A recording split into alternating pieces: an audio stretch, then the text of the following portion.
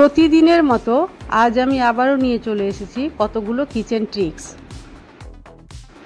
এই ট্রিক্সগুলো যদি তোমরা ফলো করো তাহলে কিচেনের কাজগুলো তোমরা খুব সহজ সরলভাবে এবং অল্প সময়ের মধ্যে করে নিতে পারবে।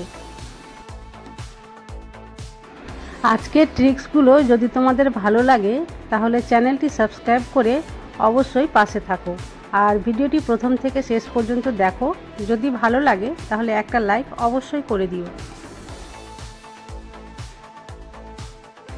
তো চলো, পিকে ম্যাজিক ফুড ফ্যাক্টরিতে তোমাদের সকলকে স্বাগত জানিয়ে শুরু করছি আজকের কিচেন ট্রিক্স। এই ধরনের শার্টগুলো যখন আমরা হ্যাঙ্গারে শুকাতে দিই বা হ্যাঙ্গারে আমরা অনেক সময় ঝুলিয়ে রাখি, তখন কি হয়, গলাটা বড় হয় আর হ্যাঙ্গারের এই পাশ থেকে বা ওই পাশ থেকে সরে গিয়ে শার্টটা পড়ে যায়। তাহলে কি করা যেতে পারে? এর জন্য একটা ছোট্ট ট্রিক আছে। এই যে শার্টের কলারের পেছন দিকে দেখো একটা ছোট্ট করে ঘাট করা আছে।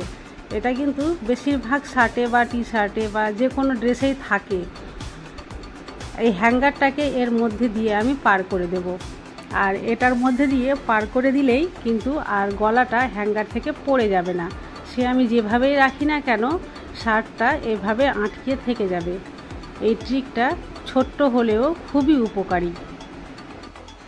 পিকে ম্যাজিক ফুড ফ্যাক্টরিকে তোমরা যদি ইনস্টাগ্রামে ফলো করতে চাও তাহলে ডেসক্রিপশানে লিঙ্ক দেওয়া রয়েছে, সেখানে গিয়ে অবশ্যই ফলো করতে পারো।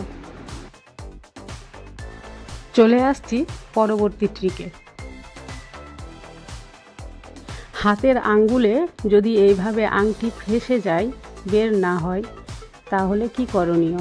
চলো একটা ছোট্ট ট্রিক তোমাদের সঙ্গে শেয়ার করি। খুব সহজেই আঙ্গুল থেকে আংটিটা বেরিয়ে যাবে। সে আঙ্গুলে যতই টাইট হোক না কেন, এই প্রসেসে আংটি কিন্তু খুব সহজেই আঙ্গুল থেকে বেরিয়ে যাবে।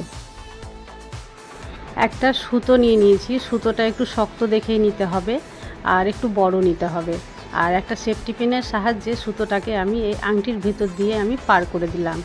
এক সাইডটা এই সাইডে আমি পার করে দিচ্ছি, আর অপর সাইডটা আঙ্গুলে খুব টাইট করে বেঁধে নেব।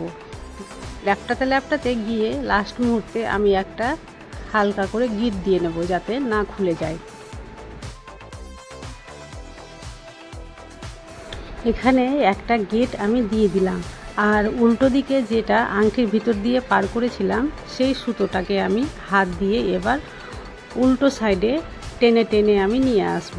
একটু লক্ষ্য করলে বুঝতে পারবে আমি কিভাবে ওটা টেনে টেনে নিয়ে আসছি। আমি যতই নিচের দিকে টেনে নিয়ে আসব ততটাই আংটিটা আঙ্গুল থেকে বেরিয়ে আসবে। এইভাবে টানতে থাকলে যতই শক্ত হোক না কেন, আংটি সহজেই বেরিয়ে চলে আসবে। ট্রিকটি যদিও ছোট্ট কিন্তু খুবই ইউজফুল। আশা করছি তোমাদের খুবই কাজে লাগবে। চলে আসছি পরবর্তী ট্রিকে। এই ধরনের কাঁচের গ্লাসগুলো প্রতিদিন ব্যবহার করতে গিয়ে এর নিজস্ব যে একটা চমক থাকে বা গ্লেজ থাকে, সেটা কিন্তু নষ্ট হয়ে যায়, একটু আবছা আবছা দেখায়। তার জন্য কি করতে হবে চলো তোমাদের সঙ্গে আমি শেয়ার করছি।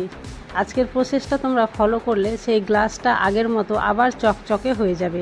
এখানে নিয়ে নিয়েছি হালকা গরম জল, আর সেটাতে দিয়ে দিলাম আমি ভিনিগার, আর তারপরে এই গ্লাসটা এর মধ্যে কিন্তু রেখে দিচ্ছি। এইভাবে উল্টে পাল্টে 2-1 মিনিট গ্লাসটাকে আমি জলের মধ্যে ডিপ করে নিচ্ছি। তারপরে হাত দিয়ে একটু কচলে নেব। এবার এটাকে সাধারণ জল দিয়ে ধুয়ে পরিষ্কার করে নিলেই গ্লাসটা কিন্তু সেই আগের মতো চকচকে হয়ে যাবে।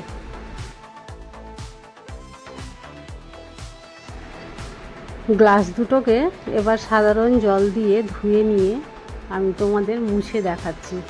সুতির কাপড় দিয়ে ভালোভাবে এটাকে পরিষ্কার করে মুছে নেব, আর তারপরে আমি তোমাদের দেখাচ্ছি গ্লাসটা কতটা চকচকে হয়েছে।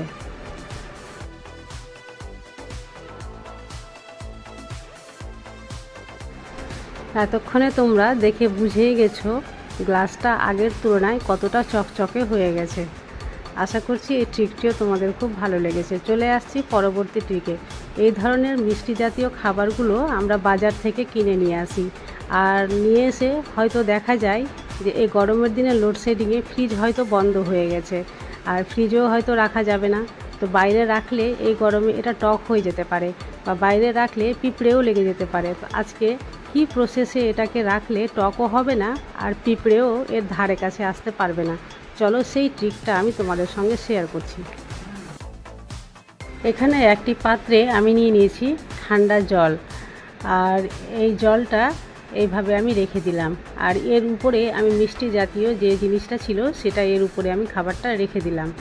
তাহলে কি হবে, জলের সংস্পর্শে এই খাবার যে পাত্রটা সেটা যখনই আসলো তখন কিন্তু খাবারটাও ঠান্ডা থাকবে আর খাবারটা টক হয়ে যাবে না। আর যেহেতু জল আছে তাই জলের গা বেয়ে উপরে আর পিঁপড়েও যেতে পারবে না। আশা করছি এই ট্রিকটিও খুব ভালো লেগেছে। চলে আসছি পরবর্তী ট্রিকে। এখানে দেখতে পাচ্ছ একটা বিস্কিটের কৌটো আছে।